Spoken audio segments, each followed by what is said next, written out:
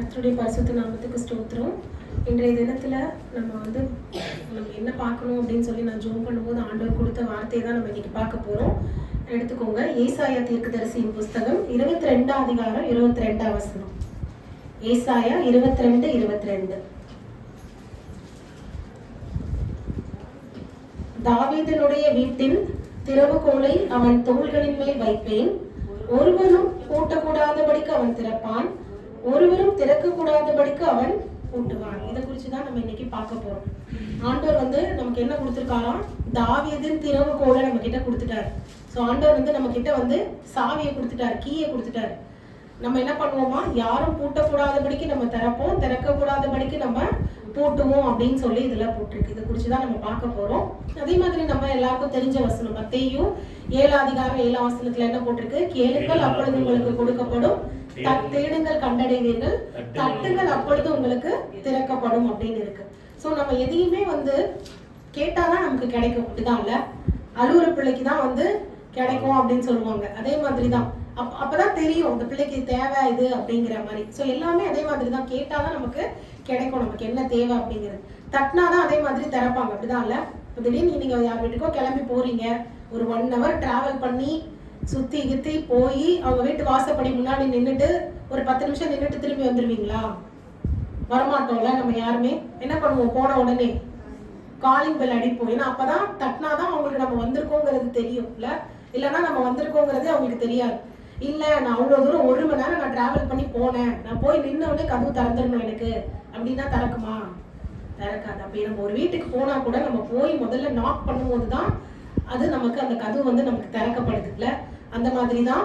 அதே மாதிரி நம்ம கிட்ட இப்போ ஒரு பூட்டு இருக்கு ஒண்ணு அப்படின்னா சும்மா நம்ம அதுக்குள்ள போயிட முடியுமா? இல்ல கையில சாவியை வச்சுட்டு ஒரு பூட்டின கதவுக்கு முன்னாடியே ஒரு 1/2 மணி நேரமா நிக்கிறதோ இல்ல 1 மணி நேரமா நின்னாலோ அந்த கதவு நமக்கு திறந்துருமா? திறக்காது. அப்ப அந்த சாவியை வச்சு நம்ம என்ன பண்ணணும்? அந்த கதவை நம்ம தான் ஓபன் பண்ணணும். நம்மகிட்ட ஆண்டவர் இன்னைக்கு என்ன சொல்றாரு? சாவியை நான் அவங்க கிட்ட கொடுத்துட்டேன் அப்படின்னு சொல்றாரு. ஸோ சாவியை ஆண்டவர் நம்ம கிட்ட கொடுத்துட்டார். ஸோ நிறைய விஷயத்துக்கு அப்படிதான் ஆண்டவர் அதோடைய சொல்யூஷனை இல்லாட்டினா அதுக்கான வழிய அந்த சாவியை நம்ம கிட்ட கொடுத்துட்டாரு. நம்மளோட வேலை என்னது? அதை ஓபன் பண்ணி அதை சுதந்திரத்து கொள்றது நம்மளோட வேலை. அதை தான் நம்ம இன்னைக்கு பார்க்க போறோம். அதே மாதிரி நீங்க பாத்தீங்கன்னா யோவான்ல ஒரு வசனம் வாசிங்க. யோவான் 10 அதிகாரம் 9 வசனம். அதுல ஆண்டவர் என்ன சொல்றாரு? நானே வாசல். அவர்தான் என்னவா இருக்காரு நமக்கு? நானே வாசல், என் வழியாய் ஒருவன் உட்பிரவேசித்தால் ரட்சிக்கப்படுவான், நான் உள்ளும் புறமும் சென்று மேய்ச்சலை கண்டடைவான். ஆண்டவர் தான் வாசல். இன்னொரு இடத்துல போட்டிருக்கு அதே மாதிரி அவர்தான் வழி. அவர்தான் வழி. அப்ப போற வழி அவர்தான், அதுக்கான வாசலும் அவர்தான், அவருக்குள்ளதான் எல்லா நன்மையுமே அடங்கி இருக்குல்ல. ஏன்னா அந்த வசனம் என்ன சொல்லுது? அவன் உள்ளும், எனக்குள்ள அவன் வந்தான்னா அவன் உள்ளும் புறம்பும் சென்று மேய்ச்சலை கண்டடைவான். ஸோ ஒரு ஆடுகளுக்கு என்ன தேவை? ஒரு நல்ல மேய்ச்சல் தேவை. அப்படிதானே? அதே மாதிரிதான் நம்ம அவர் கைக்குள்ளான ஆடுகள் அப்படின்னு வேதம் சொல்லுது. அப்ப நம்மளுக்கும் தேவையானது எல்லாமே எங்கதான் இருக்கு? அவருக்குள்ளதான் எல்லாமே அடங்கி இருக்கு. அவருக்குள்ள எல்லாமே இருக்கு. அவர் தான் வழி, அவர் தான் வாசல், அவருக்குள்ளதான் நம்ம எல்லாத்தையும் சுதந்திரத்து கொள்ள போகிறோம். அதுக்கான சாவியை அவர் என்ன பண்ணிட்டாரா? நமக்கு கொடுத்துட்டாரு. தாவீதின் திறவுகோலை நான் கொடுத்துட்டேன் அப்படின்னு ஆண்டவர் சொல்றாரு. இப்ப நம்மளோட வேலை என்ன? அதை ஓபன் பண்ணி நம்ம அதை சுதந்திரத்து கொள்ள போறோம். ஸோ என்ன சாவி, அந்த கீ, என்ன கீ நம்ம கிட்ட ஆண்டவர் கொடுத்திருக்காரு? எது மூலமா நம்ம இந்த ஆசீர்வாதங்களை இல்ல நமக்கு தேவையான நன்மைகளை இது எல்லாத்தையும் நம்ம சுதந்திரத்து கொள்ளலாம் அப்படிங்கிறது தான் நம்ம இன்னைக்கு பார்க்க போறோம். ஸோ முதலாவது வாசிங்க. யோவான் சுவிசேஷத்திலே யோவான் 14 அதிகாரம் 14 வசனம். என் நாமத்தினாலே நீங்கள் எதை கேட்டாலும் அதை நான் செய்வேன். ஆண்டவர் என்ன சொல்றாரு? என் நாமத்தினால நீங்க எதை கேட்டாலும் அதை நான் உங்களுக்கு செய்வேன் அப்படின்னு சொல்றாரு. அப்ப நமக்கு ஏதாவது வேணும் அப்படின்னா, இப்ப நன்மையை நம்ம சுதந்திரத்து கொள்ளணும் அப்படின்னா நமக்கு ஆண்டவர் கொடுத்திருக்க கீ என்னது? அவரோட நாமம். அவரோட நாமம் இல்லாம நமக்கு வேற எதுவுமே இல்ல. அவருடைய நாமத்தினால நம்ம என்ன கேட்டாலும் நம்மளுக்கு ஆண்டவர் என்ன பண்றாரு? அது எல்லாத்தையும் நமக்கு செய்வார். ஆனா தான் நம்ம ஒவ்வொரு வாட்டியும் ஜெபம் பண்ணும்போது நம்ம கடைசி அப்படி ஜெபத்தை முடிக்கிறோம். இயேசுவின் நாமத்தினாலே கேட்கிறேன் பிதாவே அப்படின்னு சொல்லிதான் நம்ம என்ன பண்றோம்? ஒரு ஜெபத்தையுமே நம்ம அப்படிதான் முடிக்கிறோம்ல. அப்ப அந்த ஜெபம் கேட்கப்படணும் அப்படின்னா நமக்கு தேவையானது கிடைக்கணும், நம்ம அதை பெற்றுக்கொள்ளணும் அப்படின்னா எது மூலமா தான் நம்மளால பெற்றுக்கொள்ள முடியும்? ஆண்டவருடைய நாமத்தின் மூலமா தான் நமக்கு பெற்றுக்கொள்ள முடியும். அப்ப ஆண்டவர் நமக்கு தாவீதின் திறவுகோலை கொடுத்துட்டேன், நீ எல்லாத்தையும் ஓபன் பண்ணி நீ சுதந்திரத்துக்கோ அப்படின்னு சொல்றாரு அப்படின்னா முதல் கீ என்னது? அது ஆண்டவருடைய நாமம். அந்த நாமம் மூலமா தான் நம்ம எல்லாத்தையுமே சுதந்திரத்துக் கொள்ள முடியும். ஏன் அவருடைய நாமத்துக்கு அவ்வளவு வல்லமை மகத்துவம் அப்படின்னு பாத்தீங்கன்னா, ஆண்டவர் நமக்காக என்ன பண்ணாரு? அவ்வளோ மகிமையையும் உதறி தள்ளிவிட்டு அவர் என்ன பண்ணாரு? பரலோகத்தை விட்டு நமக்காக என்ன பண்ணாரு? நம்மளுடைய பாவங்களுக்காக அடிக்கப்படும்படி ஆண்டவர் என்ன பண்றாரு? இந்த பூலோகத்துக்கு ஆண்டவர் வராரு. அதனாலதான் ஆண்டவருடைய நாமத்துக்கு அவ்வளவு மகிமை இருக்கு அப்படிங்கறத நம்ம வாசிக்கிறோம். வாசிங்க, நமக்கு எல்லாருக்கும் தெரிஞ்ச வசனம் பிலிப்பியர் 2:10 11. பிலிப்பியர் 2. இயேசுவின் நாமத்தில் வானோர் பூதலத்தோர் பூமியின் கீழானோருடைய முழங்கால் யாவும் முடங்கும்படிக்கும் பிதாவாகிய தேவனுக்கு மகிமையாக இயேசு கிறிஸ்து கர்த்தரென்று நாவுகள் யாவும் அறிக்கை பண்ணும்படிக்கும் எல்லா நாமத்திற்கும் மேலான நாமத்தை அவருக்கு தந்தருளினார். நீங்க பாத்தீங்கன்னா எல்லா நாமத்துக்கும் ஒரு மேலான நாமத்தை என்ன பண்றாங்க? அவருக்கு கொடுத்தாரு. ஏன்னா அவரு தம்மை தாமே தாழ்த்தி கீழ்ப்படிந்து நமக்காக சிலுவையில பலியானது நிமித்தம் அந்த நாமத்தின் மகிமைக்கு ஒப்பாக எதுவுமே கிடையாது. இல்ல அதே மாதிரி பாத்தீங்கன்னா ஒரு அற்புதமும் அவருடைய சீஷர்கள் எல்லா அற்புத அடையாளங்கள் எல்லாமே எப்படி நடந்தது? ஆண்டவருடைய நாமத்தினாலதான் நடந்தது. இல்ல அவங்களால எதுவும் கிடையாது, எல்லாமே அவருடைய நாமத்தின் மூலமா தான் நடந்தது. நீங்க வாசிச்சீங்கன்னா அப்போஸ்தலர் நடபடிகள் 3:6. அப்போஸ்தலர் 3:6. அப்பொழுது பேதுரு அங்க பாத்தீங்கன்னா என்னிடத்தில் இல்லை, பிறவியில இருந்து முடவனா இருந்த ஒரு மனுஷன் அங்க இருக்கா. ஏதாவது எனக்கு கொடுன்னு கேட்கும் போது பேதுரு என்ன சொல்றாரு? வெள்ளியும் பொண்ணும் என்னிடத்தில் இல்லை, என்னிடத்தில் உள்ளதை நான் என்ன பண்றேன்? உனக்கு தருகிறேன். நசரீனாகிய இயேசு கிறிஸ்துவின் நாமத்தினாலே நீ எழுந்து நட அப்படின்னு என்ன பண்றாரு? சொல்றாரு. இல்ல உடனே அவன் என்ன பண்ணானா? எழுந்து குதிச்சு ஓடுறான். இல்ல ஆண்டவருடைய நாமத்துக்கு அவ்வளோ பெரிய ஒரு மகிமையும் மகத்துவமும் இருக்கு. அப்ப அவருடைய நாமத்தின் மூலமா நமக்கு எந்த நன்மையா இருந்தாலும் எந்த அற்புதமா இருந்தாலும் அவருடைய நாமத்தின் மூலமா நமக்கு நடக்க போகுது. அதே மாதிரி நம்ம ஒரு சம்பவத்தை குறித்து நம்ம வாசிச்சோம்னா நம்ம எல்லாரும் அடிக்கடி நம்ம படிச்சதுதான் 1 சாமுவேல் 17. 1 சாமுவேல் 17 தாவீதை குறிச்சும் எப்படி கோலியாத்தை ஜெயிச்சாரு அப்படிங்கறத குறிச்சும் இருக்கு. தாவீது அதுல 45 நீங்க பாத்தீங்கன்னா தாவீது பெலிஸ்தரை நோக்கி என்ன சொல்றாரு? நீ பட்டயத்தோட ஈட்டியோட வருகிற, கேடகத்தோட என்னிடத்தில் வருகிறாய். நானோ நீ நிந்தித்த இஸ்ரவேலுடைய ராணுவங்களின் தேவனாகிய சேனைகளுடைய கர்த்தரின் நாமத்தினாலே நான் வருகிறேன். அப்ப தாவீதுடைய ஒரே அந்த வெப்பன் என்னது? இங்க கோலியாத்து நிறைய வெப்பன் வச்சிருக்கான். கையில ஈட்டி வச்சிருக்கான், பட்டயம் வச்சிருக்கான், கேடகம் வச்சிருக்கான், அவனை காப்பாத்துறதுக்கு எல்லாமே வச்சிருக்கான். அப்ப நமக்கு இருக்க ஒரே ஒரு வெப்பன் என்னது? ஆண்டவருடைய நாமம், இயேசுவினுடைய நாமம். அதனாலதான் ஒவ்வொரு வாட்டியும் நம்ம ஏதாவது ஒரு ஆபத்துல இருக்கும்போது கூட இயேசுவேன்னு ஒரு வார்த்தை நம்மளால கூப்பிடும் போது ஆண்டவர் எத்தனை நாள் நம்மள அந்த ஆபத்துல இருந்து விலகி காத்திருக்காருல்ல. அந்த நாமத்துக்கு அவ்வளோ ஒரு மகிமையும் அவ்வளோ ஒரு வல்லமையும் அவருடைய நாமத்துல இருக்கு. நீங்க இந்த குறிச்சு இந்த சம்பவத்தை குறித்து நல்லா நம்ம ஆராய்ச்சி பார்த்தோம் அப்படின்னா நீங்க பாத்தீங்கன்னா அதுல 1ஆம் வசனத்துல வாசிங்க 17:1. பெலிஸ்தர் யுத்தம் பண்ணுகிறதற்கு தங்கள் சேனைகளை சேர்த்து யூதாவில் உள்ள சோக்கோவிலே ஒருமித்து கூடி சோக்கோவுக்கும் அசேக்காவுக்கும் நடுவே இருக்கிற ஏபேஸ் தம்மிலே பாளையம் இறங்கினார். இந்த சோக்கோ இந்த ஏபேஸ் தம்மு அப்படிங்கிறது பாத்தீங்கன்னா ஒரு யூதா கோத்திரத்தோட இடம். அங்க யார் பாளையம் இறங்கி இருக்கா? பெலிஸ்தர் அங்க பாளையம் இறங்கி இருக்காங்க. அவங்களோட பிளேஸ் அந்த இஸ்ரவேலுடைய ஒரு பவுண்டரி. அங்க அவங்க என்ன பண்றாங்க? பாளையம் இறங்கி அவங்க என்ன பண்றாங்களாம்? டெய்லி என்ன பண்றாரு? அந்த கோலியாத்து யாரோ ஒருத்தர் என் கூட என்ன பண்ணுங்க, ஒருத்தர் மட்டும் என் கூட சண்டை போடுங்க, நான் உங்களுக்கு அதுக்கப்புறம் நீங்க ஜெயிச்சிட்டீங்கன்னா நாங்க எல்லாரும் உங்களுக்கு அடிமையா இருப்போம் அப்படின்னு சொல்லி என்ன பண்றாரு? ஒரு நாளும் என்ன பண்றாரு? இஸ்ரவேலுடைய தேவனை நிந்திக்கிறார்.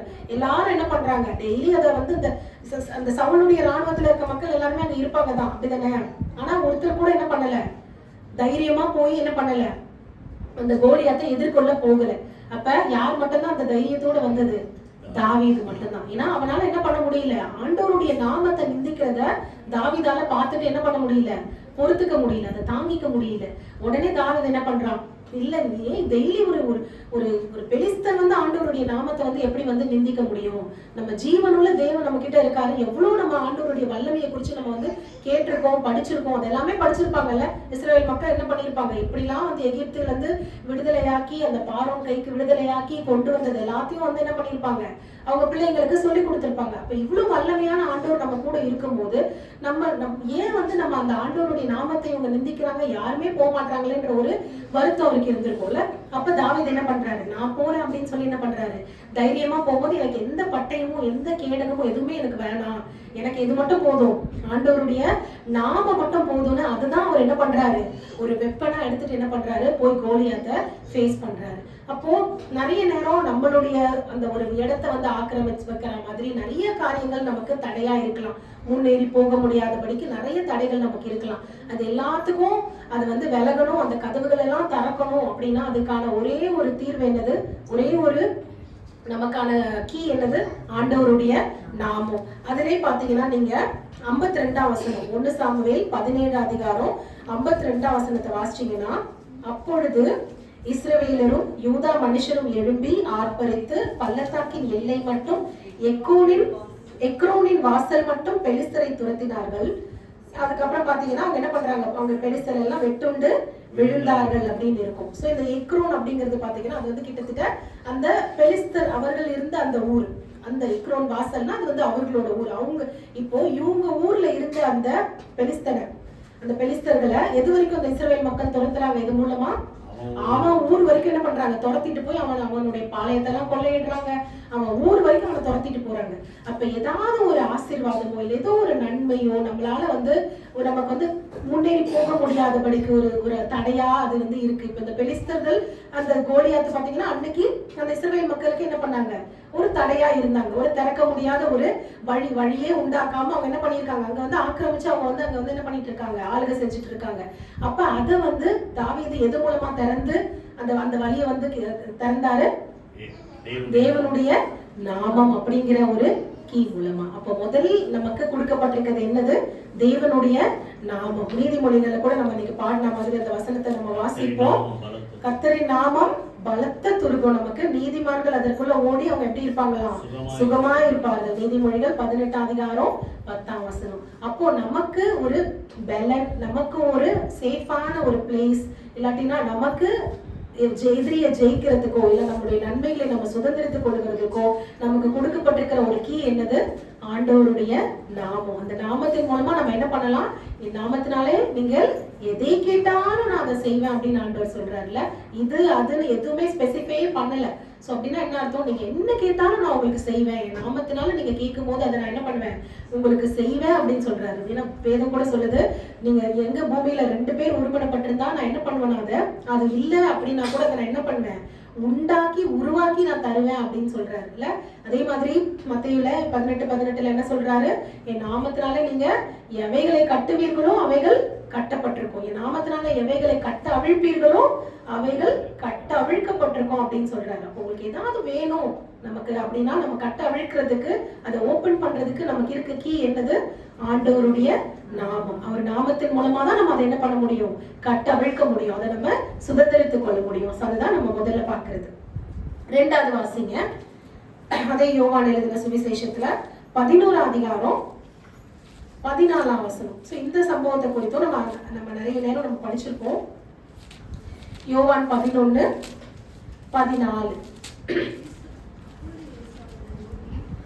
அப்பொழுது இயேசு அவர்களை நோக்கி, லாசரு மரித்து போனான் என்று வெளிப்படையா சொல்றார். சோ இங்க பாத்தீங்கன்னா லாசரு வியாதிப்பட்டிருக்கும் போதே என்ன பண்றாங்க, இயேசுக்கு சொல்லி அனுப்புறாங்க, உங்க சிநேகித்த லாசரு வியாதியா இருக்கிறான், சுகமாக்குங்க அப்படின்னு சொல்லி என்ன பண்றாங்க, சொல்லி அனுப்புறாங்க. ஆனா ஆண்டவர் என்ன பண்ணல, வரல, தாமதிக்கிறாரு. அந்த இடத்துல தாமதிச்சு அதுக்கப்புறம் தான் என்ன பண்றாரு, லாசரு மரிச்சதுக்கு அப்புறம் தான் ஆண்டவர் என்ன பண்றாரு, அந்த மார்த்தாள் மரியாள் வீட்டை தேடி ஆண்டவர் என்ன பண்றாரு, அங்க வருகிறார். நீங்க அதுல 15ஆம் வசனத்துல பாத்தீங்கன்னா, நான் அங்கே இராததினால் நீங்கள் விசுவாசம் உள்ளவர்கள் ஆகிறதற்கு ஏது உண்டென்றும் உங்கள் நிமித்தம் சந்தோஷப்படுகிறேன். ஆண்டவர் என்ன சொல்றாரு, லாசரு வியாதியா இருக்கா, நீங்க உடனே வாங்கன்னு சொல்லி அனுப்புறாங்க. ஆனா ஆண்டவர் போல. இப்போ லாசரு மரிச்சிட்டான்னு ஆண்டவருக்கு தெரியும். அப்ப எல்லார்கிட்டயும் ஆண்டவர் என்ன சொல்றாரு, லாசரு மரிச்சிட்டான் அப்படின்னு சொல்லிட்டு என்ன சொல்றாரு பாருங்க, நாங்க இல்லாததுனால உங்களுக்கு விசுவாசம் உண்டாகிறதுக்கு ஒரு வழி இருக்கு அப்படிங்கிறதுனால நான் சந்தோஷப்படுறேன். நாங்க இருந்திருந்தா என்ன பண்ணிருப்பேன், லாசரு வியாதியா இருந்திருப்பான், உடனே நான் என்ன பண்ணிருப்பேன், அவரை ஆண்டவர் வியாதியா இருந்தா எத்தனை வியாதியா இருக்கவங்களா ஆண்டவர் என்ன பண்ணாரு, சுகமாக்குனார்ல. அப்ப ஆண்டவர் அங்க இருந்திருந்தா அந்த வியாதி படுக்கையிலேயே என்ன பண்ணிருப்பாரு, லாசருவை சுகமாக்கி இருப்பார். அது அவ்வளவு பெரிய ஒரு மகிமையான அற்புதமா இருந்திருக்குமா? இருந்திருக்காது இல்ல. ஆனா அதே லாசரு இறந்து 3 நாள் கழிச்சு, அவனை அடக்கம் பண்ணி 3 நாள் கழிச்சு, அதுக்கப்புறம் ஆண்டவர் வந்து அந்த லாசரு உயிரோட எழுப்புனது மூலமா எத்தனை பேருக்கு விசுவாசம் உண்டாயிருக்கும்ல. ஆண்டவரால முடியாதது எதுவுமே கிடையாது, அவரால் செய்யக்கூடாத அதிசயமான காரியம் எதுவுமே இல்லை அப்படிங்கிறத அந்த வசனத்தை உறுதிப்படுத்துறதுக்கு எத்தனை பேருக்கு அது விசுவாசமா இருந்திருக்கும் இல்ல. அங்க சுத்தி இருந்த அந்த ஊர், எத்தனை ஊர் மக்கள் அங்க இருந்திருப்பாங்க, அதை குறிச்சு எத்தனை பேர் கேள்விப்பட்டிருப்பாங்க. அதே மாதிரி ஆண்டவர் என்ன சொல்றாரு, சீஷர்களுக்கு என்ன வந்திருக்குமா, ஒரு ஆண்டவரால எல்லாமே முடியும் அப்படிங்கிற ஒரு விசுவாசம் வந்திருக்கும். அப்ப அந்த விசுவாசம் வந்து உங்களுக்கு வந்து வரணும் அப்படிங்கிறதுக்காக இதெல்லாம் தடையா இருந்திருக்கு அப்படிங்கிறதுக்காக நான் சந்தோஷப்படுறேன் அப்படின்னு ஆண்டவர் சொல்றாரு. இப்போ நம்ம என்ன பண்ணலாம், லாசர் மரிச்சு போயிட்டா இப்போ நம்ம அங்க போலாம், போய் நம்ம என்ன பண்ணணுமோ அதை பண்ணலாம் அப்படின்னு சொல்லி என்ன பண்றாங்க, அவங்க வீட்டை நோக்கி என்ன பண்றாங்க, கூட்டிட்டு வராங்க. இதுக்கப்புறம் நம்ம எல்லாமே நம்ம வாசிச்சிருப்போம். முதல்ல யார் எதிர்கொண்டு வர்றது, மார்த்தாள் என்ன பண்றாங்க, ஆண்டவருக்கு எதிர்கொண்டு வந்து ஆண்டவர் மார்த்தாள் என்ன சொல்றாங்க, இயேசுவிடத்துல வந்து ஆண்டவரே 21 வசனத்துல, நீர் இங்கே இருந்தீரானா என் சகோதரன் என்ன பண்ணிருக்க மாட்டான், மறிச்சிருக்க மாட்டான். ஆனாலும் மார்த்தாள் விசுவாசமா என்ன சொல்றாங்க பாருங்க, இப்பொழுதும் நீ தேவனிடத்தில் கேட்டுக்கொள்வது எதுவோ அதை தேவன் நமக்கு தந்துருவார் என்று அறிந்திருக்கிறேன். அப்ப மார்த்தாளுக்கு ஒரு சின்ன விசுவாசம் இருக்கு. இப்பயும் நீங்க இங்க இருந்தா கண்டிப்பா என் சகோதரன் நீங்க மறிக்க விட்டுருக்க மாட்டீங்க. ஆனாலும் நீங்க தேவன் கிட்ட கேட்டா தேவனால நீங்க என்ன கேட்டாலும் என்ன பண்ணுவாரு, அவர் உங்களுக்கு செய்வாருன்னு எனக்கு விசுவாசம் இருக்கு அப்படின்னு மார்த்தாளுக்குள்ள ஒரு விசுவாசம் இருக்கு. ஏன்னா ஆண்டவர் கிட்ட ஆண்டவர் சொன்னதெல்லாம் வந்து என்ன பண்ணிருக்காங்க, அந்த உபதேசங்கள் எல்லாத்தையும் கேட்டிருக்காங்க, கேட்டு நடந்திருக்காங்க. இன்னைக்கு நம்மளுக்கும் நிறைய நேரம் மார்த்தாள போல இந்த விசுவாசம் எல்லாம் நமக்கு இருக்கு. ஆண்டவரே உங்களால செய்ய முடியும் அப்படிங்கிற நம்பிக்கை இருக்கு. ஆனா அது முழுசா இல்லை நமக்கு இல்ல. மார்த்தாளுக்கு விசுவாசம் இருந்தது, ஆனாலும் ஆண்டவர் என்ன சொல்றாரு, அந்த கல்லை எடுத்து போடுங்கள் அப்படின்னு சொல்லும் போது மார்த்தாள் என்ன சொல்றாங்க, ஆண்டவரே 4 நாள் ஆச்சே, இப்போ என்னது, இப்ப அதை எடுத்தா நாத்தடிக்குமே, எப்படி அதை நான் எடுத்து போடுறது. அப்ப நம்மளுடைய நிலைமை கூட அப்படிதான் இருக்குல்ல. இன்னைக்கு நமக்கு ஆண்டவரால செய்ய முடியும், நமக்கு ஆண்டவர் மேல நம்பிக்கை இருக்குன்னா அவ்வளவு வசனத்தை நம்ம படிக்கிறோம், அவ்வளவு வார்த்தைகளை நம்ம கேட்கிறோம், இது எல்லாத்து மேல நமக்கு நம்பிக்கை இருக்கு, இந்த ப்ராமிசஸ் மேல நமக்கு நம்பிக்கை இருக்கு, எல்லாத்தையும் ஆண்டவர் செய்ய வல்லவர், அவரால் கூடாத காரியம் ஒண்ணுமே இல்லை, நமக்கு நம்பிக்கை இருக்கு.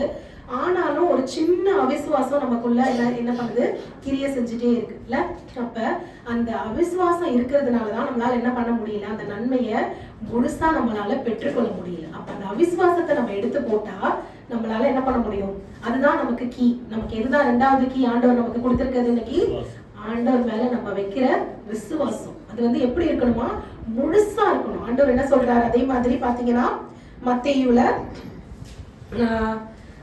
மார்க்ல 11 அதிகாரத்துல பாத்தீங்கன்னா 22ல இருந்து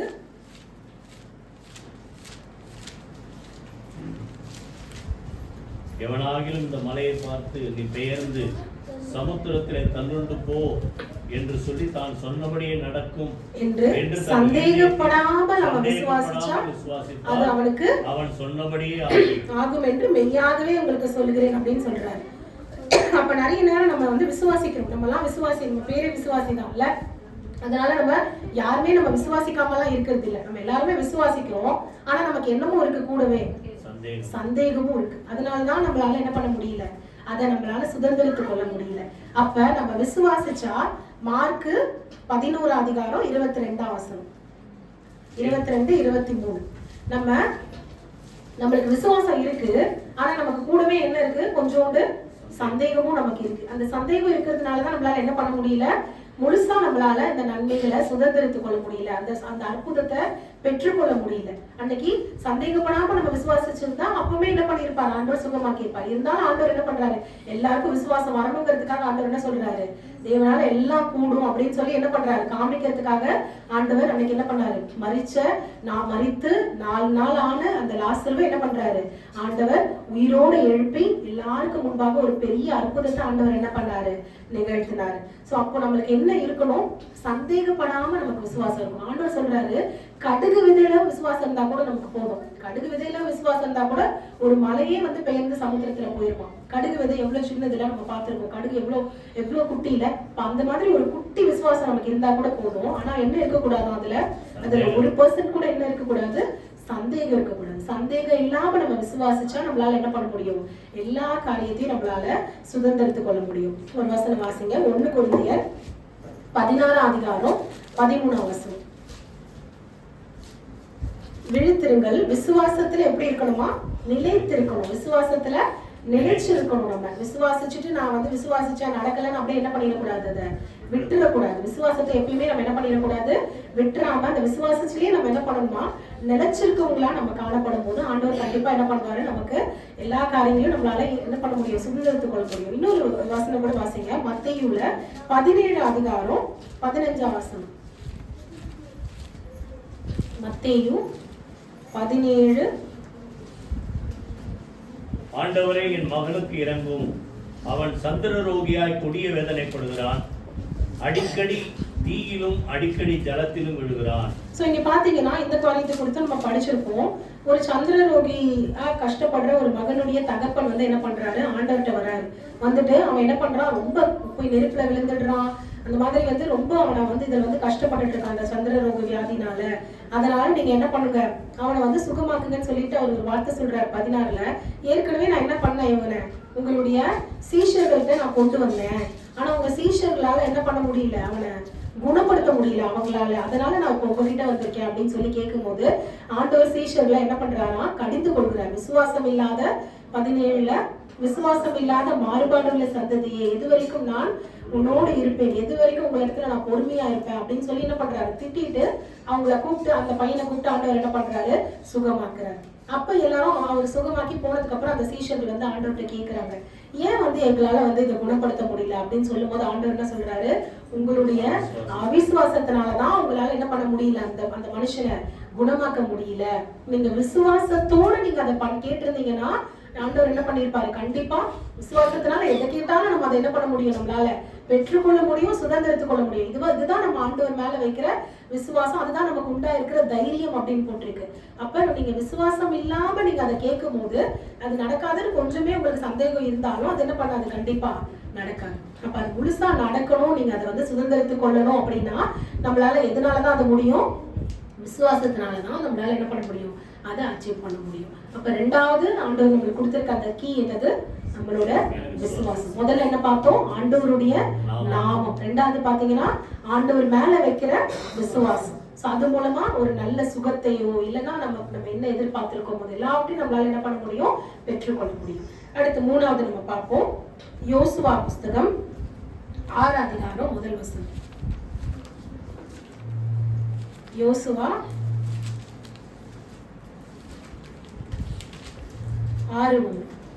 எரிகோ இஸ்ரவேல் புத்திரருக்கு முன்பாக அடைக்கப்பட்டிருந்தது, ஒருவரும் வெளியே போகவும் இல்லை, ஒருவரும் உள்ளே வரவும் இல்லை. சோ இது நமக்கு எல்லாருக்கும் நல்லா தெரியும். என்னது, அந்த எரிகோ வழியாக அவங்களால என்ன பண்ண முடியும், வாக்குத்தத்தத்தின் நகரம் என்னது, கானான் தேசம். அப்ப அவங்களால கானான் தேசத்துக்கு அவங்க போகணும்னா அவங்க என்ன பண்ணணும், எரிகோ மூலமா தான் அவங்க போய் அதை சுதந்திரத்துக் கொள்ள முடியும். ஆனா முன்னேறி போக முடியாதபடிக்கு அங்க அவங்களுக்கு ஒரு தடை இருக்கு. என்னது, எரிகோவனுடைய கோட்டை சுவர். சோ நீங்க பாத்தீங்கன்னா அந்த எரிகோவனுடைய கோட்டை சுவர் மேல ரதங்கள்லாம் ஓடத்தக்கதாக அவ்வளவு பெரிய ஒரு கோட்டை சுவரா அது இருக்கு. அதனால இவங்களால என்ன பண்ண முடியல, தாண்டி போக முடியல.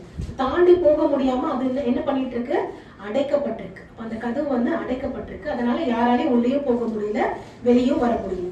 அப்ப ஆண்டவர் என்ன சொல்றாரு, இதை நீங்க சுதந்திரத்துக் கொள்ளணும்னா ஆண்டவர் என்ன சொன்னாரு, போய் பெரிய பெரிய பீரங்கி எடுத்துட்டு வந்து குண்டு போட்டு அதை தகருங்க, இல்லாட்டினா போய் எல்லாத்தையும் எடுத்துட்டு வந்து என்ன பண்ணுங்க, உடைச்சு உள்ள போங்க அப்படின்னு சொன்னாரா?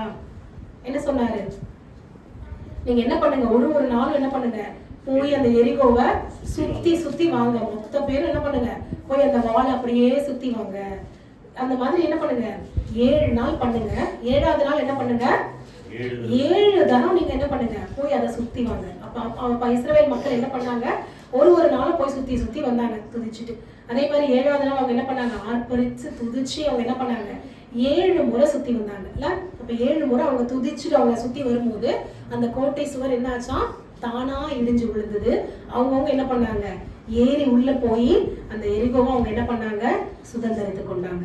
அப்போ நமக்கு அடுத்து கொடுத்திருக்கிற கீ என்னது, ஆண்டவரை துதிக்கிற துதி. அந்த துதிக்கு அவ்வளோ ஒரு வல்லமையும் அவ்வளோ ஒரு மகிமையும் இருக்கு. ஆண்டவர் நம்ம துதிக்கும் போது ஆண்டவர் நம்ம கிட்ட வந்துடுறாரு. அவர் வந்து நீங்க ஆண்டவர் குறிச்சு வாசிக்கும் போது என்ன போட்டிருக்கு, அவர் வந்து 7 குத்து விளக்குகளின் நடுவுல வந்து உலாவுகிற தேவன் அப்படின்னு போட்டிருக்கு. அந்த தேவன் எப்போ நம்மளுடைய இதுக்கு வராரு, துதிகள். அதே மாதிரி அவ்வளவு பெரிய இதுல வாசஸ்தலத்துல அவர் வந்து குடியிருக்கிற தேவன், சிங்காசனத்துல குடியிருக்கிற தேவன், வீற்றிருக்கிற தேவன் எப்போ நம்மளுடைய துதிகளிலும் அவர் என்ன பண்றாரா, வாசமா இருக்கிறார். அப்ப நம்ம துதிக்கும் போது ஆட்டோமேட்டிக்கா ஆண்டவர் என்ன பண்றாரு, நம்ம பக்கத்துல வந்துடுறாரு. இப்போ நம்ம ஆண்டவரை துதிக்கிற துதி, அதனாலதான் எப்பவுமே நமக்கு என்ன பண்ணணுமா, நம்ம எப்பயுமே எல்லாத்துக்கும் நம்ம என்ன பண்ணிட்டே இருக்கணும், துதிச்சுக்கிட்டே இருக்கணும். நம்ம ஆண்டவரை துதிச்சு உயர்த்திக்கிட்டே இருக்கும் போது எந்த தடையா இருந்தாலும் அந்த தடைகள் என்ன ஆகும், தகர்ந்து போய். அதே மாதிரி அவங்க என்ன பண்ணாங்களாம், பேஷண்டா இருந்தாங்கல்ல. எல்லாமே நமக்கு இன்னைக்கு எப்படி வந்துடணும், இன்ஸ்டன்டா வந்துடணும், உடனே நடந்துடணும். ஸோ இன்னைக்கு நான் போறேன்னா, இன்னைக்கு நான் சுத்தி வரேன்னா, இன்னைக்கே அந்த செவர் உடஞ்சிடணும், இன்னைக்கே நான் உள்ள ஏறி போயிடணும், அப்படி இல்ல. அவங்க என்ன பண்ணாங்க, பொறுமையா துதிச்சுட்டே இருந்தாங்க.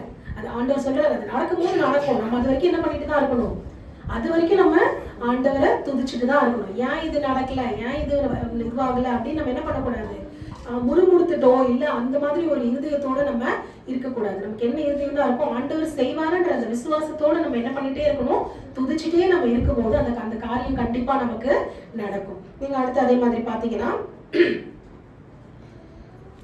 2 நாளாகமத்துல நம்ம வாசிக்கும் போது இன்னொரு சம்பவத்தை குறித்து நம்ம வாசிக்கலாம். 2 நாளாகமம் 20 அதிகாரம் 21 வசனம் 22 வசனம். 2 நாளாகமம் 20 21 22. ஸோ இங்க பாத்தீங்கன்னா நம்ம அங்க வந்து பாத்தீங்கன்னா இஸ்ரவேலுக்கு விரோதமா மோவாப் புத்திரர், அம்மோன் புத்திரர், சேயீர் மலை தேசத்தார், இவங்க எல்லாரும் என்ன பண்றாங்க, இந்த யோசபாத் காலத்துல இஸ்ரவேலுக்கு விரோதமா யுத்தம் பண்ண வர்றாங்க. அப்ப யோசபாத் வந்து ஆண்டவரை நோக்கி கூப்பிடும் போது அப்ப ஆண்டவர் சொல்றாரு, இந்த யுத்தம் யாரோடது கிடையாது, இந்த யுத்தம் உங்களோடது கிடையாது. எப்படி வந்து எரிகோவை வந்து நீங்க இடிச்சு ஒண்ணும் நகர்த்தி நீங்க வந்து உள்ள போகலையோ, அதே மாதிரி இந்த யுத்தமும் உங்களோடது கிடையாது, இந்த யுத்தம் கர்த்தருடையது. உங்களோட வேலை என்ன, நீங்க துதிங்க, அது மட்டும்தான் உங்களோட வேலைன்னு சொல்றாங்க.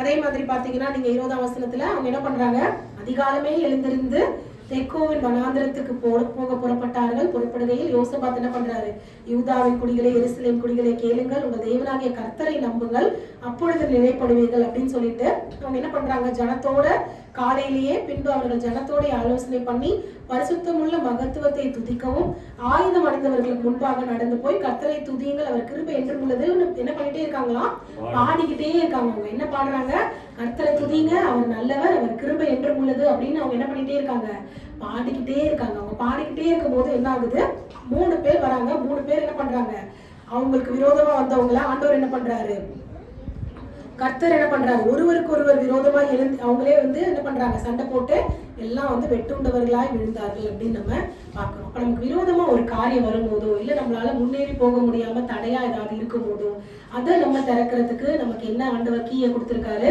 அவரை துதிக்கிற துதி. ஸோ நம்ம இன்னைக்கு வாசிச்ச சங்கீதத்துல கூட வாசிச்சோம்ல, எப்பொழுதுமே நம்மளுடைய நாவல் என்ன இருக்கணுமா, ஆண்டவரை துதிக்கிற துதி இருக்கணும். நம்ம எப்பயுமே ஆண்டவரை துதிக்கணும். அதான் சங்கீதம் சொல்லுது இல்ல, நான் எப்பொழுதும் கர்த்தரை பாடுவேன், உள்ளலும் என் தேவனை நான் என்ன பண்ணுவேன், கீர்த்தனம் பண்ணுவேன். நம்ம எப்பயுமே ஆண்டவரை துதிச்சுட்டே இருக்கும் போது அதே மாதிரி என்ன ஆகும், நமக்கு எல்லா காரியங்களையும் நம்மளால பெற்றுக்கொள்ள முடியும். சங்கீதம் 100ஆம் சங்கீதம் 4ஆம் வசனத்துல கூட என்ன போட்டிருக்கு, அவருடைய வாசல்களில் எதோட பிரவேசிக்கணுமா, துதியோட அவரோட வாசல்ல நம்ம பிரவேசிக்கணும். நம்ம பார்த்தோம் ஆண்டவர் தான் வாசல் அப்படின்னு, எல்லாத்துக்கும் நமக்கு கீ கொடுத்திருக்காரு. அந்த வாசல்ல பிரவேசிக்கிற கீ என்னதப்ப, ஆண்டவரை துதிக்கிற துதி தான் அந்த கீ. அந்த கீ மூலமா நம்மளால என்ன பண்ணலாம், அவருடைய வாசலுக்குள்ள நம்ம பிரவேசிச்சிட்டோம்னா உள்ளும் புறமும் சென்று நம்மளால என்ன பண்ண முடியும், நல்ல மேய்ச்சலை நம்ம கண்டடைய முடியும். எந்த ஒரு நமக்கு அதெல்லாம் சொல்றாங்க, கர்த்தரின் மேய்ப்பரா இருக்கிறார், நான் தாழ்ச்சி அடையேன், எனக்கு எந்த குறையுமே வரப்போறது இல்லை, நான் அவருக்குள்ள நான் போயிட்டேன் அப்படின்னா எனக்கு எந்த ஒரு லேக்குமே எனக்கு இருக்க போறது இல்லைல்ல, எல்லாமே எனக்கு தேவையானது எல்லாமே ஆண்டவர் வந்து கொடுத்துருவார். அப்ப அந்த துதிக்கிற துதியின் மூலமா தான் நம்மளால என்ன பண்ண முடியும், அதை நம்மளால பெற்றுக்கொள்ள முடியும். அதுதான் நம்ம 3வது நம்ம பார்த்தது. கடைசியான 3 பார்த்து முடிப்போம். மத்தேயு 21 அதிகாரம் 22 வசனம். 4வது ஆண்டவர் நமக்கு என்ன கீ கொடுத்திருக்காரு அப்படின்னு பாத்தீங்கன்னா, மத்தேயு 21 22. மேலும் நீங்கள் விசுவாசம் உள்ளவர்களாய் ஜெபத்திலே எவைகளை கேட்பீர்களோ அவைகளை எல்லாம் பெறுவீர்கள் என்றார். சோ நம்ம என்ன பண்ணணும், விசுவாசம் நமக்கு இருக்கு, ஆல்ரெடி நம்ம பார்த்துட்டோம். ஜெபத்துல நீங்க எவைகளை கேட்பீங்களோ அவைகளை எல்லாத்தையும் நீங்க என்ன பண்ணுவீங்க, பெற்றுக்கொள்வீர்கள். அப்ப முதல்ல நம்ம என்ன பண்ணணும், அதுக்கு ஜெபம் பண்ணணும். ஆண்டவர்கிட்ட நம்ம ஜெபத்தின் மூலமா நம்ம கேட்கும் போது அவர் நமக்கு என்ன பண்ணுவாராம், எல்லாத்தையும் நம்ம கேட்கிற எல்லாத்தையும் நமக்கு தருவார். ஏன்னா வசனம் என்ன சொல்லுது, அவர் ஜெபத்தை கேட்கிறவர், ஜெபத்தை கேட்கிறவரே மாம்சமான யாவரும் உம்மிடத்தில் வருவார்கள் அப்படின்னு நம்ம வாசிக்கிறோம். இப்ப நம்மளுடைய ஜெபத்தை கேட்கிற தேவன், நம்மளுடைய ஒவ்வொரு ஜெபத்துக்கும் அவர் நமக்கு பதில் கொடுக்கிற தேவன். ஏன்னா அன்னைக்கு தானியேல் வந்து ஜோம் பண்ண ஆரம்பிச்சாரு. ஜோம் பண்ண தொடங்கின உடனே என்ன ஆயிடுச்சான், அந்த தூதர் என்ன சொல்றாரு, தானியேல் வந்து ஜெபிக்க தொடங்கின பொழுதே கட்டளை வெளிப்பட்டுருச்சு. ஆனாலும் அந்த அந்தகார வல்லமைகள் நிறைய நமக்கு விரோதமா போராடுகிற கிரியைகள் எல்லாம் வந்து என்ன பண்ணிட்டு இருக்கு, தடை செய்யறதுக்கு நிறைய இருக்கு. அதெல்லாம் தாண்டி நான் வந்து என்ன பண்றேன், இங்க வர்றதுக்கு எனக்கு இவ்வளவு நாள் ஆயிடுச்சு அப்படின்னு சொல்றேன். அப்ப அந்த தடைகளுக்காக கூட நம்ம என்னதான் பண்ணணும், ஜெபம் தான் பண்ணணும். அந்த ஜெபத்துல ஒரு நாள் நம்ம என்ன பண்ணணும், ஆண்டவரே இந்த தடையா இருக்கிற எல்லா காரியமும் விலகி போகிறதுக்கு நீங்க என்ன பண்ணணும், இந்த ஜெபத்தை கேட்கணும், இதெல்லாம் எங்களோட குடும்பத்துல நடக்கணும். நம்ம என்ன பண்ணணும், ஒவ்வொரு நாளும் நம்ம ஜெபம் பண்ணணும். நம்ம ஜெபம் பண்ணும்போது கண்டிப்பா ஆண்டவர் அதை என்ன பண்ணுவாரா, நம்ம ஜெபத்துல எதை கேட்டாலும் நமக்கு தருவேன் அப்படின்னு ஆண்டவர் சொல்லியிருக்காரு. அப்ப நம்ம அதை பெற்றுக்கொள்ளணும்னா நமக்கு எதுதான் நமக்கான சாவி, நமக்கு ஜெபம் தான் அதுக்கான சாவி. இதை குறித்து நம்ம ஒரு சம்பவத்தை வாசிக்கும் போது லூக்கா எழுதின சுவிசேஷம் 18 அதிகாரத்துல நம்ம வாசிக்கலாம். 1 வசனத்துல இருந்து லூக்கா 18:1. சோர்ந்து போகாமல் எப்பொழுதும் ஜெபம் பண்ண வேண்டும் என்பதை குறித்து அவர்களுக்கு அவர் உண்மை சொன்னார். அதாவது எப்பயுமே நீங்க சோர்ந்து போகாம என்ன பண்ணணும், ஜெபம் பண்ணணும், அப்பதான் எல்லாமே நடக்கும்ன்றத உணர்த்துறதுக்காக ஒரு உண்மையை சொல்றாரு. என்ன சொல்றாரு, ஒரு பட்டணத்துல ஒரு நியாயாதிபதி இருக்கான். அவன் வந்து தேவனுக்கு பயந்த மனுஷன் கிடையாது, இல்ல மனுஷனை மதிக்காத மனுஷனா, தேவனுக்கு பயப்படாத மனுஷன். ரெண்டு பயமே இல்லை. சில பேர் பாத்தீங்கன்னா என்ன இருக்கும், ஒண்ணு ஆண்டவருக்கு பயப்படுற பயம் இருக்கும், மனுஷங்களை மதிக்க மாட்டாங்க. சில பேர் எப்படி இருப்பாங்க, மனுஷங்களை மதிப்பாங்க, தெய்வ பயம் இருக்காது. ஆனா இந்த மனுஷன் எவ்வளவு பொல்லாதவன் பாருங்களேன், அவனுக்கு தேவனுக்கு பயப்படுற பயமும் இல்லை, மனுஷனையும் மதிக்க மாட்டான். அப்படி இருக்க ஒரு மனுஷன் இருக்கான். அந்த பட்டணத்துல ஒரு விதவையும் இருந்தால் அவள் அவனிடத்தில் போய் எனக்கும் என் எதிராளுக்கும் இருக்கிற காரியத்தில் எனக்கு நியாயம் செய்ய வேணும்னு விண்ணப்பம் பண்றான். வெகு நாள் வரைக்கும் அவனுக்கு மனசே இல்லை. ஏன்னா அவன் தான் எந்த மனுஷனையும் மதிக்கிறது இல்லை, நான் கடவுளுக்கும் பயம் இல்லை. அதாவது கடவுளுக்கு பயந்தாவது பாவம், ஒரு விதவை கஷ்டப்படுறாங்க புருஷன் இல்லாம, அவங்களுக்கு நம்ம நியாயம் செய்யணும் அப்படின்னு ஒரு பயம் இருக்கும். கடவுள் பயம் இல்லை. அதே மாதிரி மனுஷங்க மேல ஒரு அன்பும் ஒரு கரிசனமும் இருந்தாவது பாவம் இந்த அம்மான்னு ஒரு கரிசனமாவது இருக்கும். மனுஷனுக்கும் பயப்படாதவன், கடவுளுக்கும் பயப்படாதவன், அவனுக்கு மனசே இல்லையா. அவங்க வந்து கேட்குறாங்க, செய்யறதுக்கு என்னவே இல்லை, அவனுக்கு மனசே இல்லை. ஆனாலும் அவன் என்ன பண்றான், இந்த விதவை வந்து எப்பொழுதும் வந்து என்னை வந்து என்ன பண்ணிட்டே இருக்காங்க, தொந்தரவு பண்ணிக்கிட்டே இருக்காங்க.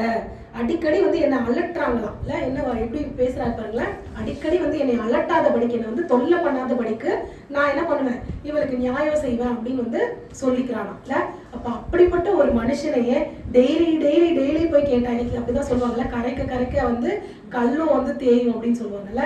சம்டைம்ஸ் நம்ம ஏதாவது வேணும்னு அப்படிதான் பண்ணுவோம்ல, கேட்டுக்கிட்டே இருப்போம். அவங்க வந்து அதை செய்யற வரைக்கும் நமக்கு ஏதாவது வாங்கணும் அப்படின்னா என்ன பண்ணுவீங்க, கேட்பீங்களா? உங்க அப்பா அம்மா எல்லாம் கேட்க மாட்டீங்களா? அவங்க வாங்கி தர வரைக்கும் என்ன பண்ணிட்டே இருப்பீங்க, அதை கேட்டுட்டே இருப்பீங்க.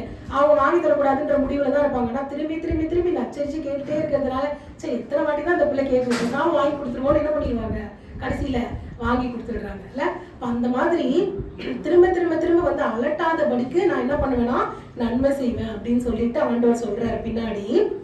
அந்தபடியே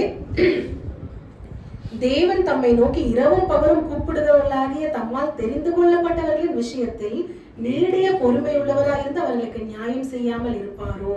அந்த மனுஷன் அப்படி இருந்தான். ஆனா ஆண்டவர் அப்படி இருக்க மாட்டாரு, சீக்கிரத்திலே அவர்களுக்கு நியாயம் செய்வார். அப்ப உங்களுக்கு நியாயம் செய்யணும், சீக்கிரமா வந்து அந்த கதவு வந்து திறக்கப்படணும் அப்படின்னா அவர் என்ன பண்ணா, அவர் டெய்லி போய் அவளுக்கு நியாயம் கிடைக்கணும்னு என்ன பண்ணா, போய் அந்த அநீதி உள்ள நியாயாதிபதி கதவை போய் என்ன பண்ணிட்டே இருந்தா, டெய்லி தட்டிக்கிட்டே இருந்தான். இன்னைக்கு நமக்கு அதே மாதிரி நமக்கு ஏதாவது ஒண்ணு தேவை அப்படின்னா நம்ம எந்த கதவை தட்டிக்கிட்டே இருக்கணும், ஜெபம்ன்ற கதவை நம்ம என்ன பண்ணிட்டே இருக்கணும், டெய்லி நம்ம தட்டிக்கிட்டே இருக்கணும். டெய்லி நம்ம தட்டும் போது ஆண்டவர் என்ன பண்ணுவாரு, கேட்குறாங்க அப்படின்னு சொல்லி நமக்கு என்ன பண்ணுவாரு, சீக்கிரத்துல அந்த காரியத்தை நமக்கு செஞ்சு முடிப்பாரு. ஸோ இன்னைக்கு நம்ம பார்த்தோம்னா என்ன பார்த்தோம், நம்ம தாவீதுடைய திருவுகோல் ஆண்டவர் நமக்கு கொடுத்துருக்காரு. நம்ம ஒருவரும் பூட்டக்கூடாதபடிக்கு நம்ம திறக்கணும் அப்படின்னா, நமக்கு தேவையான எல்லா நன்மைகளையும் திறந்து நம்ம சுதந்திரித்துக் கொள்ளணும் அப்படின்னா 4 கீ வந்து நம்ம பார்த்தோம். முதல்ல என்ன பார்த்தோம், ஆண்டவருடைய நாமம். அவர் நாமத்தின் மூலமா நம்ம எதை கேட்டாலும் ஆண்டவர் நமக்கு செய்வேன் அப்படின்னு சொல்றாரு. அவர் நாமத்தின் மூலமா நம்மளால என்ன பண்ண முடியும், எல்லாத்தையும் நம்மளால சுதந்திரித்துக் கொள்ள முடியும். ஆவிக்குரிய ஆசீர்வாதமா இருக்கட்டும், பொருளாதார ஆசீர்வாதமா இருக்கட்டும், சுகமா இருக்கட்டும், ஜெயமா இருக்கட்டும், எல்லாமே அவருடைய நாமத்தினால மட்டும்தான் நமக்கு வந்து கொடுக்கப்பட்டிருக்கு. அடுத்து பாத்தீங்கன்னா விசுவாசம். விசுவாசத்தின் மூலமா நம்ம கேட்கும் போது ஆண்டவர் என்ன பண்றாரு, அதை நமக்கு செய்யறாரு. அப்ப அந்த அவிசுவாசம் இல்லாம சந்தேகப்படாம நம்ம விசுவாசிக்கும் போது நமக்கு தேவையான எல்லாவற்றையும் நம்மளால என்ன பண்ண முடியும், சுதந்திரத்துக் கொள்ள முடியும். 3வது துதி. நம்ம துதிக்கும் போது எரிக்கும் ஒரு மதில் சுவரே இடிந்து விழும்போது நமக்கு முன்பா இருக்கிற தடையெல்லாம் வந்து ஒண்ணுமே கிடையாது இல்ல, நம்ம சுதந்திரத்தை கொள்றதுக்கு. அப்ப நம்ம துதிக்கும் போது ஆண்டவர் என்ன பண்ணுவாரு, கண்டிப்பா அது எல்லாத்தையும் நமக்கு உடைப்பாரு. அதே மாதிரிதான் பவுலும் சீலாவும் ஒரு ஜெயில்ல உட்காந்து அவங்க துதிக்கும் போது ஜெயில் கதவே திறந்துச்சான் இல்ல. பூட்டி எவ்வளவு நம்ம பார்த்திருக்கோம்ல, இப்ப இந்த புழல் டைம்ல நம்ம இந்த புழல் வழியா நாங்க போகும்போது பார்த்திருக்கோம். அவ்வளோ ஒரு ஹைட்டான வால்ஸ் இருக்கும், அவ்வளோ செக்யூர்டா எலக்ட்ரிக் ஃபென்ஸ் இருக்கும். ஒரு ஜெயில்னா அப்படிதான் வச்சிருப்பாங்கல்ல. அப்ப அது உள்ள இருக்க வெளியே இருக்க செவரே இவ்வளவு வந்து அவங்க வந்து செக்யூர்டா வச்சிருக்காங்கன்னா உள்ள போய் நம்ம பார்த்தது இல்ல. அப்ப உள்ள அந்த கதவுலாம் எவ்வளவு செக்யூர்டா அவங்க வச்சிருப்பாங்கல்ல, எவ்வளவு பெரிய பூட்டு வச்சிருப்பாங்க. அதுவே வந்து ஒரு துதி செய்யும் போது அன்னைக்கு பூட்டெல்லாம் கலண்டு போச்சு, கட்டெல்லாம் அவிழ்ந்து போச்சு. அப்ப நமக்கு முன்னாடி இருக்கிற அந்த கதவு வந்து ஒண்ணுமே இல்லை, அப்படிதான் இல்ல. அப்ப நம்ம துதிக்கும் போது எல்லா கதவுகளையும் ஆண்டவர் என்ன பண்ணுவார், நமக்கு திறந்து கொடுப்பார். நம்மளால எல்லாவற்றையும் சுதந்திரத்து கொள்ள முடியும். அதே மாதிரி கடைசியா ஜெபத்துல நம்ம எதை கேட்டாலும் ஆண்டவர் நமக்கு அதை தருவேன் அப்படின்னு சொல்றாரு. அதுக்காக உருக்கமா நம்ம ஜெபிக்கும் போது நம்மளால இந்த வருஷத்துல என்ன பண்ண முடியும், நம்மளுடைய எல்லா நன்மைகளையும் நம்ம சுதந்திரத்து கொள்ள முடியும். கர்த்தருடைய பரிசுத்த நாமத்துக்கு ஸ்தோத்திரம். கர்த்தர் ஸ்தோத்திரம். கர்த்தர் நல்லவர். ஹல்லேலூயா. மத்தேயு 7:7 கேளு. அடுத்தது ஏசாயா 22:20. நல்ல நம்பர், கரெக்டா மறக்கூடாது. தாவீது வீட்டின் திறவுகோலை எங்க வைப்பாராம் சொல்லுங்களேன், எங்க வைப்பாரு? தோல் மேல வைப்பாரு. இப்ப வீட்டெல்லாம் கூட்டிட்டு வந்தீங்க, சாவியை தோல்ல எத்தனை பேர் எடுத்துன்னு வந்தீங்க? இல்ல பேக்ல வச்சிங்க, இல்ல பர்ஸ்ல வச்சிங்க, இல்ல பாக்கெட்ல வச்சிங்க. ஏன்னா சாவி அவ்வளவு சின்னது. முடிக்கும் போது சொன்னா அவ்வளோ பெரிய கூட்டம். அருமையான பாஸ்டர் ரத்னம் பார் இப்போ திருநெல்வேலியில் இருக்கார். ரொம்ப வருஷத்துக்கு முன்னாடி ஒரு தடவை அவர் பேசும்போது சொன்னார், திறவுகோலை தோல் மேல வைப்பேன்னா அப்போ அந்த சாவி எவ்வளோ பெருசா இருக்கும். சாவி எவ்வளோ பெருசா இருந்தா பூட்டு எவ்வளோ பெருசா இருக்கும். யோசனை பண்ணி பாருங்க, பூட்டு எவ்வளோ பெருசா இருக்கும். சாவியோட பூட்டு தானே பெருசு. பூட்டு எவ்வளோ பெருசு இருந்தா உள்ள இருக்கிற பொக்கிஷம் எவ்வளோ பெருசா இருக்கும். புரியுதா? இப்போ நமக்கு வர வேண்டிய காரியங்கள், நன்மைகள், ஆசீர்வாதங்கள், பொக்கிஷங்கள் எங்கேயோ அடைப்பட்டு இருக்குது. அதை திறக்கக்கூடிய கீய ஆண்டவர் சொல்றாரு, உங்ககிட்ட கொடுப்பேன்ற. கை வைத்து கர்த்தரை ஸ்தோத்திரம் பண்ணுவோமா? புரியுதா? 4 கீ மறக்காதீங்க. சொல்லுங்க, என்னென்ன சொல்லுங்க? ஆண்டவருடைய நாமம், இயேசுவின் நாமம். 2வது அவர் மேல வைக்கிற விசுவாசம். 3வது அவரை துதிக்கிற துதி. அந்த யோவான்ல சொல்லும் போது முதல்ல கரெக்டா அது என்ன சொல்ல வரான்னு புரியல. உட்பிரவேசிப்பான். எப்படி அவருக்குள்ள எப்படி உட்பிரவேசிக்க முடியும்? துதியோட. அவர் வாசல்களில் துதி. 100ஆம் சங்கீதத்தில் துதியோடும் அவர் பிரகாரங்களில் புகழ்ச்சியோடப்போ அவருக்குள்ள போய் அவர்கிட்ட என்டர் பண்ணி அவரை நம்ம பெற்றுக்கொள்ளணும், ஆசீர்வாதத்தை பெற்றுக்கொள்ளணும். துதியோட போங்க. 3வது துதி. 4வது சொல்லுங்க, விடாப்புடியான ஜெபம். கைகளை வைத்து கர்த்தரை ஸ்தோத்திரம் பண்ணுவோமா? கர்த்தரை ஸ்தோத்திரம் பண்ணி ஜெபம் பண்ணி முடிப்போம். ஆண்டவரே, நீர் கொடுத்த அந்த வார்த்தைக்காக நாங்கள் நன்றி செலுத்துகிறோம். அல்லேலூயா. ஆண்டவரே, எவ்வளவு பெரிய பொக்கிஷங்கள் எந்தெந்த இடத்துல அடைப்பட்டு கிடந்தாலும் அவை எல்லாவற்றையும் திறக்கக்கூடிய சாவிய பரலோக ராஜ்யத்தின் திறவுகோல்களை நான் உனக்கு கொடுக்கிறேன் சொல்லி ஒரு பேதுருவிட்ட சொன்னது போல எங்களுக்கு கர்த்தர் அதை சொல்லி இருக்கிறேன். உம்முடைய நாமத்தினாலே அதை திறந்து சுதந்திரித்துக் கொள்ள கிருபை தருவீராக. ஆண்டவர் உம்மேல வைக்கிற விசுவாசத்து மூலமா அதை பெற்றுக்கொள்ள கர்த்தர் அனுக்கிரகம் செய்வீராக. ஆண்டவர் எல்லாத்துக்கும் மேல துதித்து எல்லாவற்றையும் ஜெயிக்கவும் ஆண்டவர் விடாப்பிடியான ஜெபத்து மூலமா இதை நாங்கள் பெற்றுக்கொள்வோம். கர்த்தர் அனுக்கிரகம் செய்க. இந்த சாவிகளை கர்த்தர் எங்களுக்கு கர்த்தர் தந்ததற்காக நன்றி செலுத்துறோம். திறந்து சுதந்திரித்துக் கொள்ள முடியும் மக்களுக்கு அனுக்கிரகம் செய்வீராக. இயேசு கிறிஸ்துவின் ஜீவனுள்ள ஜெயமுள்ள நாமத்தில் ஜெபிக்கிறோம் நல்ல பிதாவே. ஆமென், ஆமென். நம்முடைய கர்த்தராகிய இயேசு கிறிஸ்துவின் கிருபை, பிதாவாகிய தேவனுடைய அன்பும் பரிசுத்த ஆவியானவருடைய அன்யோன்ய ஐக்கியம் நம் அனைவரோடு சகல பரிசுத்த அனைவரோடும் ஆண்டவராகிய இயேசு கிறிஸ்து வருகப்பட்டு இருப்பதாக.